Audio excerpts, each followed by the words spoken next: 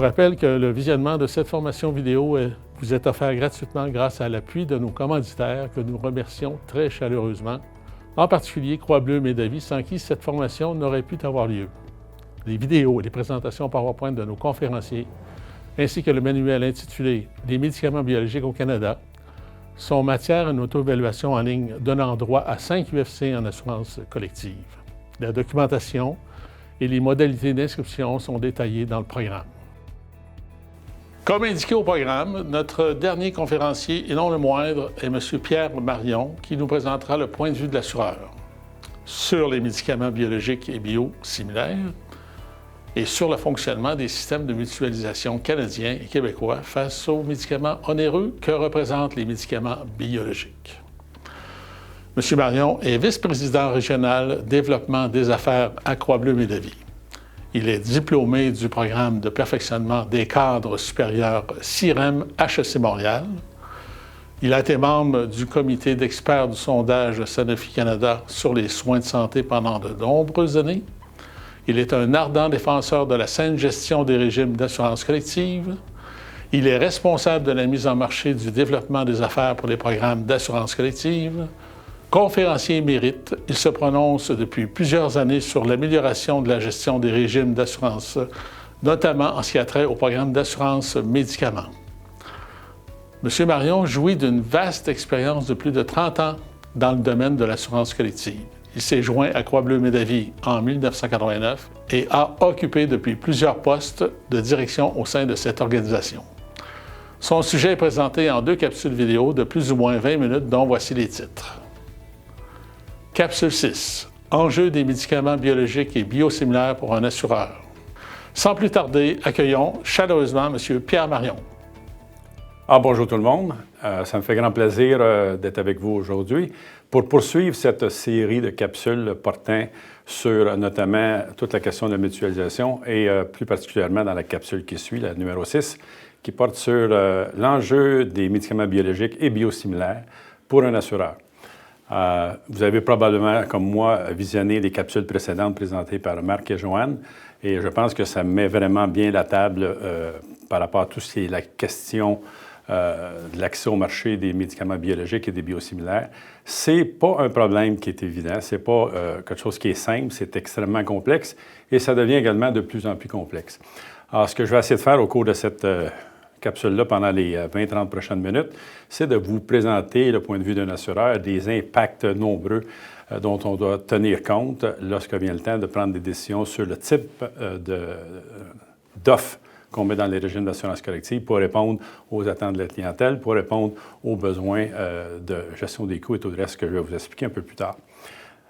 Donc, il y a des enjeux qui sont importants. Ce dont je vais parler précisément, c'est question de la gestion des coûts, question de l'accessibilité, question du choix thérapeutique de la part des spécialistes. La majorité du temps, ce sont des spécialistes qui prescrivent les médicaments biosimilaires et biologiques, évidemment les médicaments plus dispendieux souvent. Je vais également vous parler des ententes avec des compagnies pharmaceutiques, ce qu'on appelle communément dans le marché les PLA. Alors, je vais faire le tour de la question et revenir sur la question de la complexité et comment on établit les choix en fonction de ces différents éléments-là. Donc, ça s'inscrit, comme je disais tantôt, dans une suite là, par rapport à ce qui a déjà été présenté. Et sans plus tarder, je vous présente les différents éléments dont je veux vous parler. D'abord, un avertissement, c'est très important. Cette présente capsule va être visionnée au cours des prochains mois et même peut-être des 2 prochaines années. Alors, l'information qui est contenue dans la capsule numéro 7 que je vous présente tient compte des circonstances actuelles, puis ça peut évoluer très rapidement au fil du temps. Puis on va en parler au cours de la présentation. Le sujet qui est traité aujourd'hui est effervescent. C'est au cœur de toutes les discussions dans l'industrie actuellement, auprès des assureurs privés, autant auprès des compagnies pharmaceutiques, et également auprès des instances gouvernementales, tant au niveau fédéral qu'au niveau provincial. Évidemment, ça touche particulièrement plus le provincial, mais au niveau national, on a toujours cette discussion-là qui porte sur le programme national d'assurance médicaments qui est toujours dans l'air. C'est un domaine qui est extrêmement changeant. Alors, ce qu'on va dire aujourd'hui peut s'appliquer, peut être tout à fait vrai, mais au cours des prochaines semaines, des prochains mois, il peut y avoir des changements qui vont venir changer l'approche qu'on aurait pu prendre aujourd'hui. Alors, je vais essayer de rester quand même tout en étant assez précis, sans trop se planter les deux pieds dans le ciment sur les choses qui pourraient évoluer quand même rapidement. Alors, ma recommandation, c'est, oui, c'est important ce dont on va parler aujourd'hui, mais ma recommandation, c'est de vous tenir au courant de l'évolution de ce dossier-là, compte tenu de ce qui pourrait être apporté comme modification au cours des prochains mois et même des prochaines années. Avant d'aller plus loin, j'aimerais juste qu'on regarde ensemble de quelle façon la question des médicaments biologiques et des médicaments biosimilaires vient s'inscrire à l'intérieur de l'ensemble des mesures de bonne gestion d'un régime d'assurance médicaments dans le domaine du privé.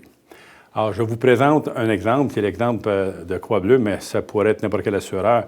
L'écart entre les modes de gestion était, je dirais, plus important dans le passé. Ils sont moins importants aujourd'hui parce que tout le monde a pris conscience de l'importance d'offrir des modes de gestion de façon à permettre deux objectifs fondamentalement importants, de permettre l'accessibilité aux médicaments que les gens ont besoin compte tenu des maladies dont ils sont affectés et de permettre aux employeurs et aux employés et à tout le monde de contrôler de la meilleure façon possible les coûts qui sont associés à ces régimes d'assurance médicaments-là qui sont très dispendieux.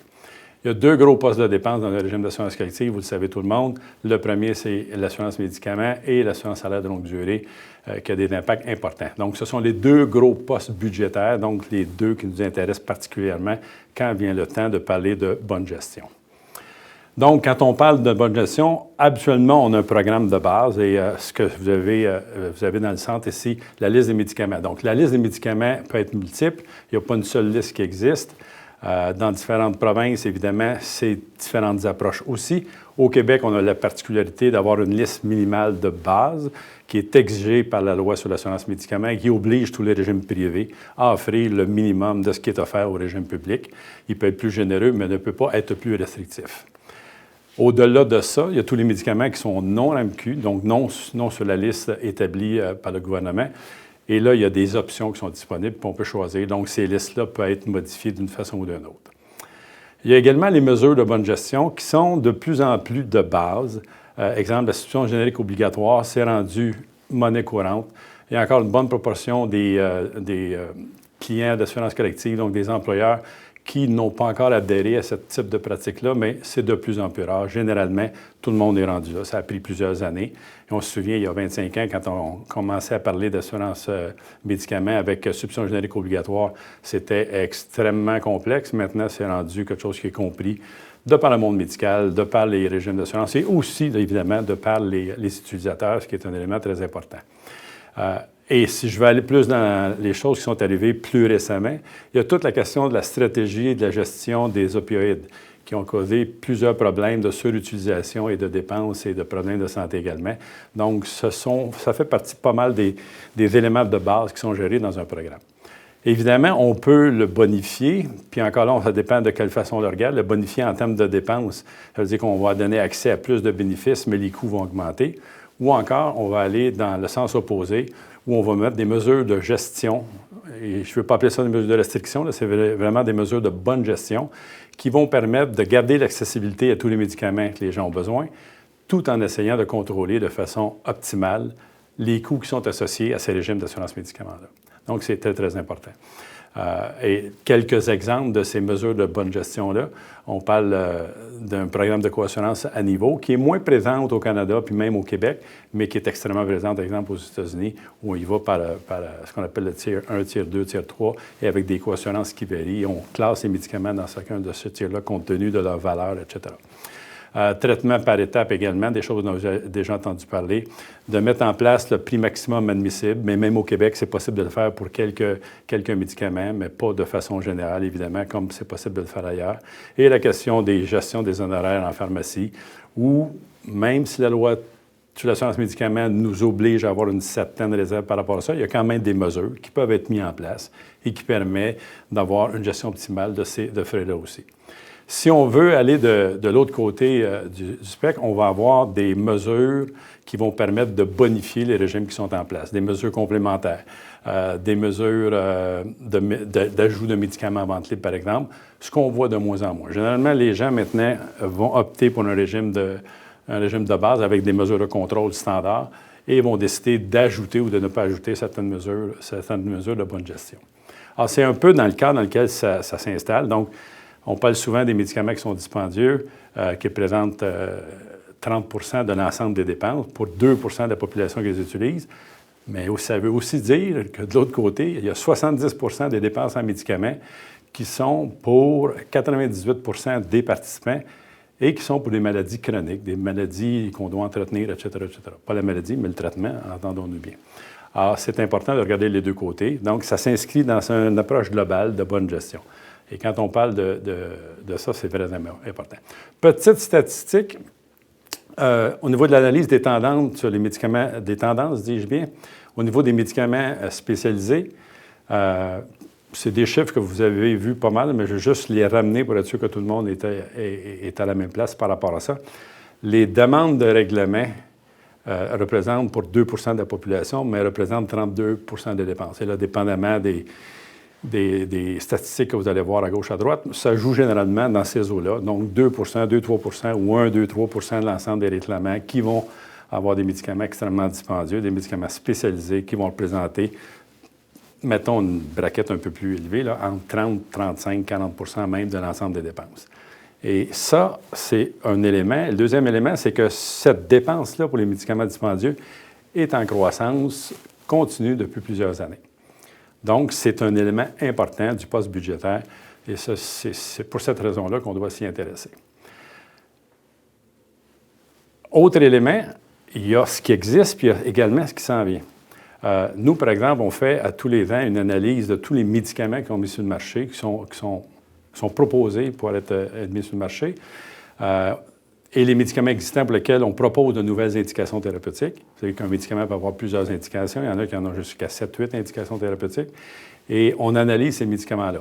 Au Québec, particulièrement, tout ce qui est non-RAMQ, on fait une analyse, à savoir est-ce que le médicament qui est proposé, avec toute la documentation et les analyses qu'on peut faire au niveau des projections des coûts, au niveau de la valeur thérapeutique du médicament, puis de mixer tout ça ensemble, on fait des recommandations à savoir, oui, on devrait couvrir ce médicament-là, ou non, on ne devrait pas le couvrir pour X raisons tout à fait justifiables, ou encore, on va le couvrir, mais avec des conditions d'acceptation qui vont être définies à partir de critères qui sont bien définis.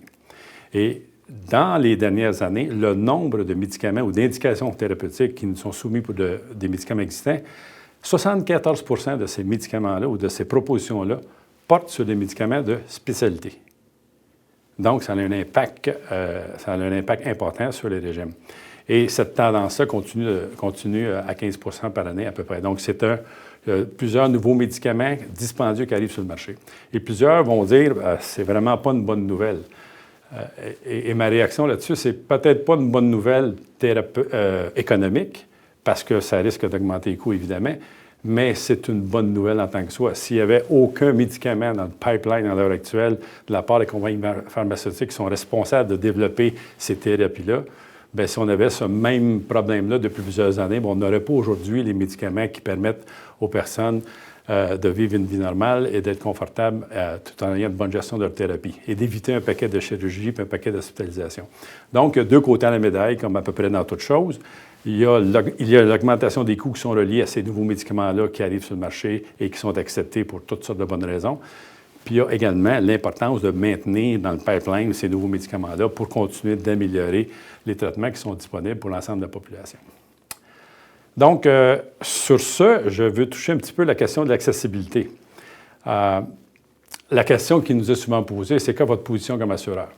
Et ça serait facile d'avoir une position extrêmement stricte basée sur des analyses X, Y, Z, mais il y a plusieurs éléments dont on doit prendre en considération pour être capable d'évaluer quelle sorte d'offre on va présenter aux consultants, aux courtiers, aux conseillers en assurance collective pour qu'ils le présentent à leurs clients, pour tenir compte de plusieurs facteurs. Le premier facteur, c'est qu'on essaie d'éviter, dans la mesure du possible, de s'immiscer dans le choix de traitement d'un patient et de son médecin traitant, qui est souvent un spécialiste. À partir du moment où vous dites à quelqu'un que son programme de traitement ou son traitement qui a été proposé par son médecin, il n'est pas couvert par son assurance, puis il doit aller vers quelque chose d'autre, c'est jamais une bonne nouvelle annoncée. Il y a toujours des éléments de résistance qui sont installés à ce moment-là. Alors, il est important de garantir l'accessibilité aux médicaments qui changent le cours d'une vie souvent et de s'assurer que les gens vont avoir accès aux médicaments qu'ils ont besoin dans la mesure du possible.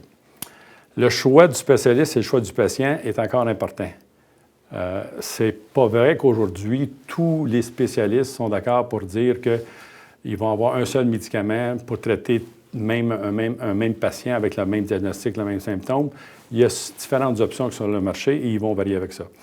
Il y a encore dans le monde médical une tendance de dire vers le biosimilaire, absolument. Les marques en ont fait la démonstration de façon assez claire lors des capsules précédentes.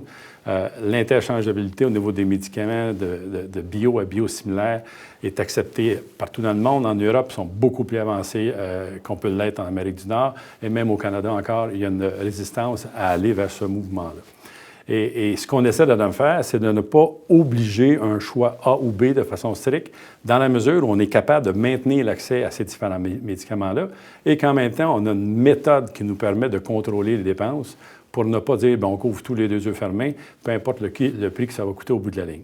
Donc, on s'en tient à ça. Au niveau de l'accessibilité, il y a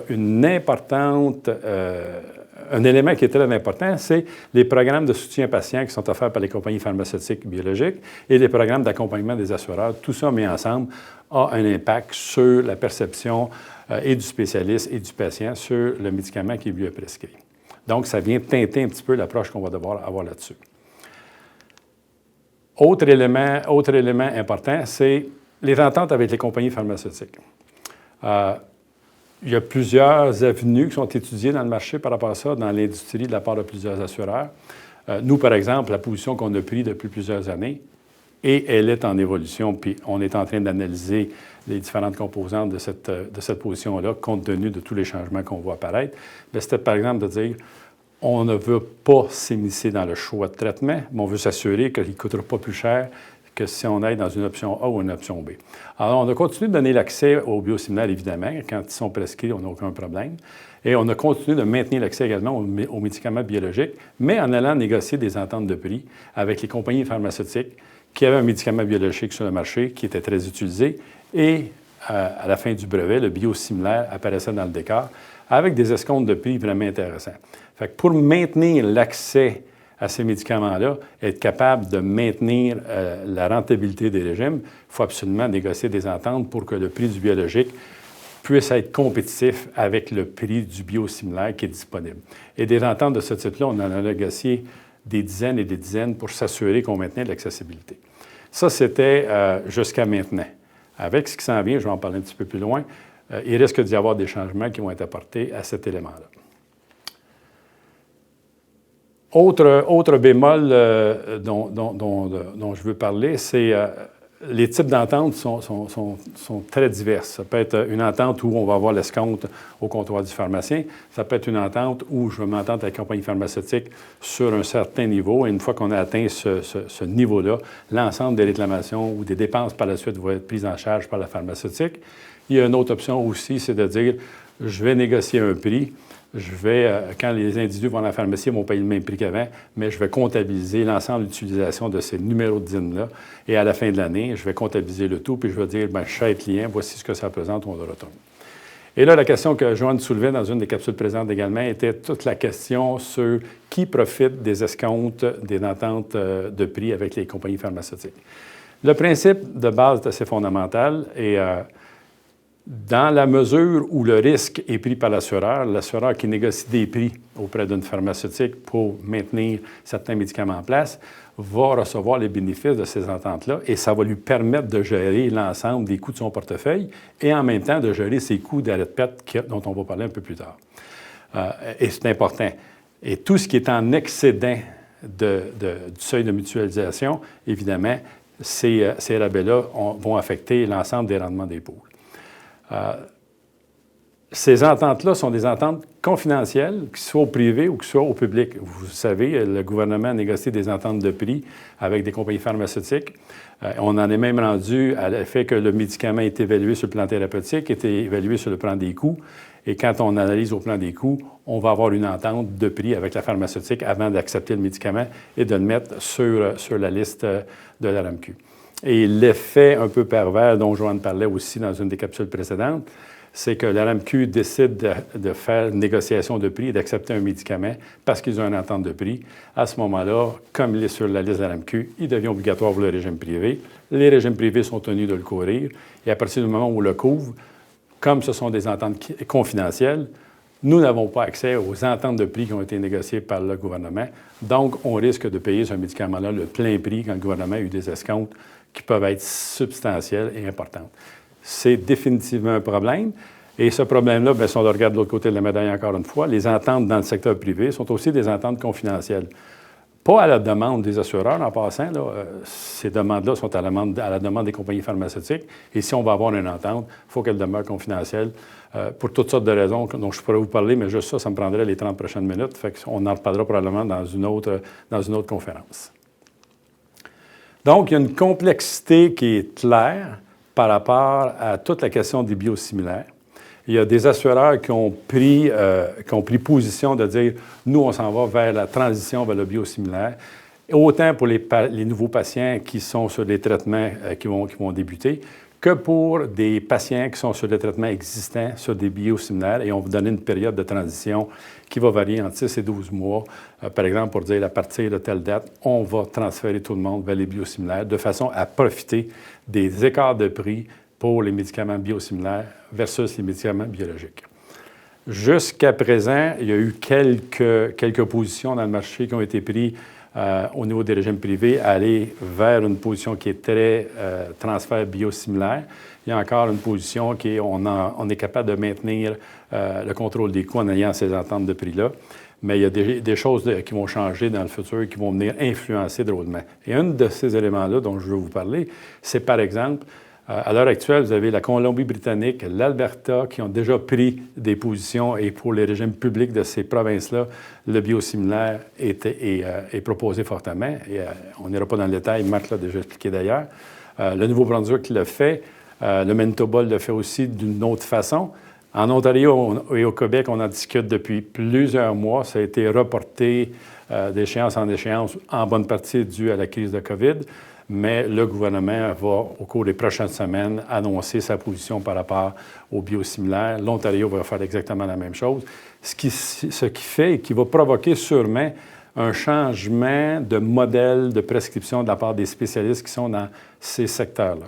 Alors, si, par exemple, les médecins commencent à prescrire les médicaments biosimilaires de façon importante pour toute la clientèle qui est assurée dans les régimes gouvernementaux ou dans les régimes publics, il se peut, pas à 100% évidemment, mais il est fort possible que le modèle de prescription prenne cette tendance-là également vers le milieu privé. Et à ce moment-là, vous comprendrez que si les médicaments biosimilaires sont prescrits en grande majorité, les ententes de prix sur les médicaments bio qui sont censés, pas censés, mais qui donnent le même traitement, risquent d'avoir beaucoup moins d'intérêt pour plusieurs personnes. Donc, dans tout ce qu'on a présenté, il y a des éléments importants. Donc, la position des assureurs, de l'industrie, je vous donne mon point de vue, ce n'est pas le point de vue de tout le monde, là, mais un point de vue d'un assureur, c'est qu'il y a une question d'équilibre. On est toujours en situation de trouver l'équilibre le plus optimal possible entre garder l'accessibilité aux médicaments que les gens voudraient avoir ou veuillent avoir ou qui sont prescrits par leur médecin, tout en maintenant le contrôle des coûts qui sont associés à ces décisions-là. Donc, une question de coût, évidemment, de gestion de coûts, c'est extrêmement important. Il y a une question d'accessibilité, de maintenir l'accessibilité aux médicaments que les gens ont besoin. Et il y a la notion d'acceptabilité aussi dont on doit parler. Les assureurs ne veulent pas se mettre à contre-courant des décisions des spécialistes, des décisions de tout le monde, puis dire, arriver à la pharmacie, voici ce que ton médecin te prescrit, c'est un spécialiste en oncologie, c'est un spécialiste en maladie inflammatoire, et voici ce qu'il te le prescrit. Mais quand le pharmacien regarde dans son écran et dit, ouais, ton assureur, c'est pas ça qu'il a décidé de couvrir pour toi, de couvrir d'autres choses. Et là, on tombe dans ce qu'on appelle l'effet nocebo, c'est que même s'il n'y a pas d'effet secondaire, même s'il n'y a pas de différence dans la qualité du traitement que vous allez recevoir, vous allez quand même avoir des gens qui ont une réaction de dire, bien, si c'est moins cher, ça doit être moins bon. Ou encore, si mon assureur a décidé de me donner ou de couvrir un médicament qui est contraire à ce que mon spécialiste a décidé de me donner, ça doit être pour une raison économique seulement, c'est probablement pas le meilleur traitement, mais il coûte moins cher, donc c'est pour ça qu'il le couvre. Alors que ce n'est pas le cas, on en a déjà parlé. Donc, mais c'est quelque chose qui existe encore, qui est une réalité, qui est dans le marché. Donc, la question d'acceptabilité est de plus importante. Et en parlant de ça, j'ai vu cette semaine d'ailleurs dans le journal, il y a déjà eu un sondage qui a été demandé à Léger, qui a été demandé, je pense, par l'Association des compagnies biosimilaires Canada, de sonder le niveau d'acceptation de la population pour les médicaments biosimilaires versus les biologiques. Et à ma grande surprise, et probablement une bonne nouvelle aussi, 85 des répondants disaient que oui, les médicaments biosimilaires sont confortables avec ça, puis il n'y aurait pas de problème à ce que ce soit lui prescrit s'il y avait à avoir un traitement qui devait avoir ces médicaments-là dans le plan. Alors, ça a été une surprise. Bon, vous voyez qu'il y a une évolution qui est importante.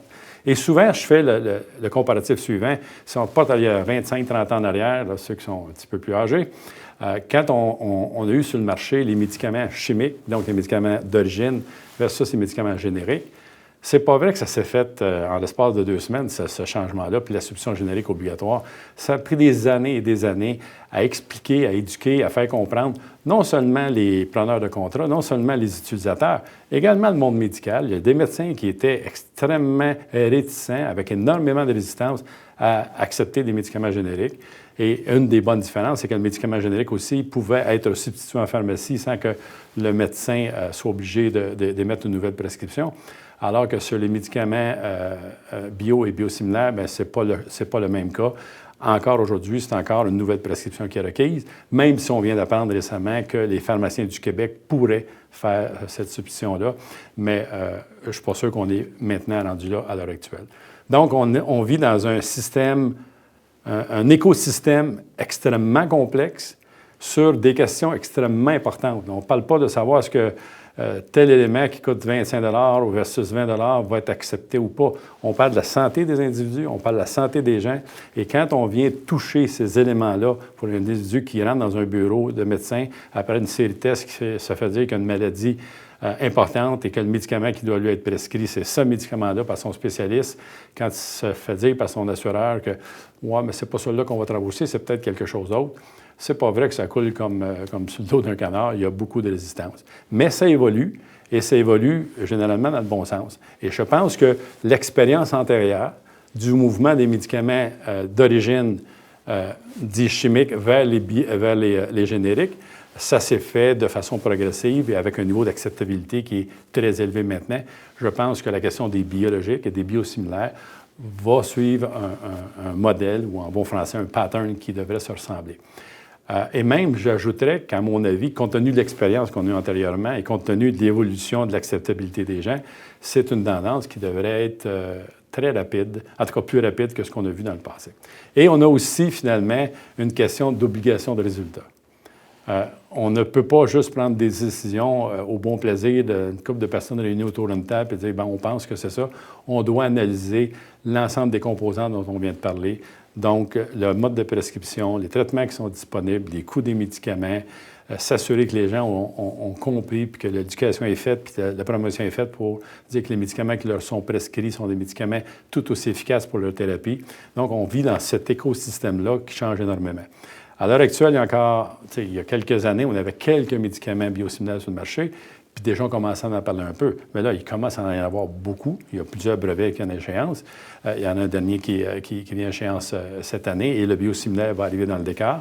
Et généralement, dans toutes les expériences qu'on a connues sur l'apparition du biosimilaire, on était en mesure de négocier des ententes de prix, donc ce qu'on appelle les PLA, avec les compagnies pharmaceutiques de bio, pour être capable de maintenir les deux offres sur le marché au même coût, à peu près au même coût. Alors, si à un moment donné, une pharmaceutique décide qu'il va garder des parts de marché réduites, mais avec les mêmes marges qu'avant, puis qu'il décide de ne pas négocier d'entente de prix, bien là, on ne peut pas avoir à l'intérieur d'un même régime le médicament 1, 2, 3, 4, 5, 8, 10 et 16 avec une entente, puis d'autres avec d'autres ententes. Ça devient extrêmement compliqué et compliqué à expliquer également. Puis il y a la question aussi des différences entre les provinces. C'est provincial et d'une province à l'autre, les ententes diffèrent. Donc, les intégrations de ces régimes-là sont également différentes. Donc, j'espère que j'ai pu vous cerner assez correctement l'enjeu pour un assureur de toute la question des médicaments biologiques versus les biosimilaires. Dans le monde idéal, si on avait une prescription qui est toujours optimale, donc on n'a pas à se poser la question si tu es bonne, super bonne, puis on devrait-tu faire d'autres choses que ça, on n'aurait pas à mettre ces modes de gestion-là en place. Mais c'est l'écosystème complexe dont je parlais tantôt qui est là et on doit en tenir compte. Donc, on essaie d'offrir à nos clients, en fonction de leur acceptabilité, en fonction de l'accessibilité, puis en fonction de la gestion des coûts, les meilleures options possibles pour répondre aux attentes de la clientèle. Alors, merci d'avoir porté attention.